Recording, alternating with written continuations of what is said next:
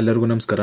ಕರ್ನಾಟಕ ಪರೀಕ್ಷಾ ಪ್ರಾಧಿಕಾರದ ಕಡೆಯಿಂದ ವಾಯುವ್ಯ ಕರ್ನಾಟಕ ರಸ್ತೆ ಸಾರಿಗೆ ಸಂಸ್ಥೆಯಲ್ಲಿ ಖಾಲಿ ಇರುವಂತಹ ದರ್ಜೆ 2ರ ಅಧಿಕಾರಿ ಹುದ್ದೆಗಳಿಗೆ ಸ್ಪರ್ಧಾತ್ಮಕ ಪರೀಕ್ಷೆಯನ್ನು ನಡೆಸಲಿಕ್ಕೆ ಅಧಿಕೃತವಾಗಿ ಪರೀಕ್ಷಾ ವೇಳಾಪಟ್ಟಿಯನ್ನು ಬಿಡುಗಡೆ ಮಾಡಿದ್ದಾರೆ.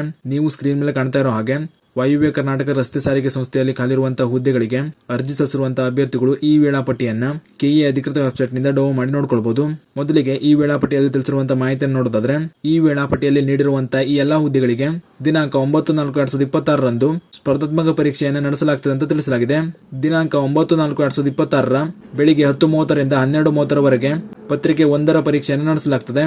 ಜೊತೆಗೆ ಮಧ್ಯಾಹ್ನ 2:30ರಿಂದ 4:30ರವರೆಗೆ ನಿರ್ದಿಷ್ಟ ಪತ್ರಿಕೆ 2ರ ಸ್ಪರ್ಧಾತ್ಮಕ ಪರೀಕ್ಷೆಯನ್ನು ನಡೆಸಲಾಗುತ್ತದೆ ಅಂತ ತಿಳಿಸಲಾಗಿದೆ.